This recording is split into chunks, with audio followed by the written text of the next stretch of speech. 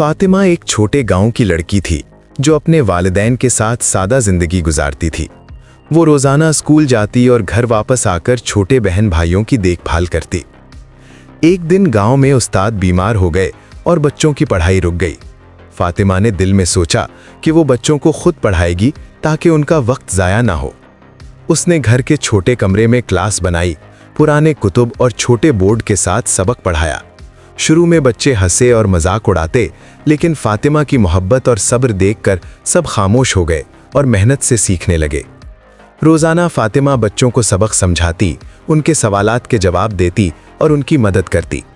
बच्चों की खुशी और सीखने की लगन देखकर फातिमा का दिल खुश होता। कुछ दिनों बाद गांव के बुजुर्गों ने उसकी मेहनत देखी और फातिमा के लिए छोटा सा त्यौहार मनाया। बच्चों ने अपने हाथ से बनी चीज़ें उसे दीं और सब ने उसकी तारीफ की। फातिमा की कुर्बानी और मोहब्बत ने सबके दिलों में खास मकाम बनाया।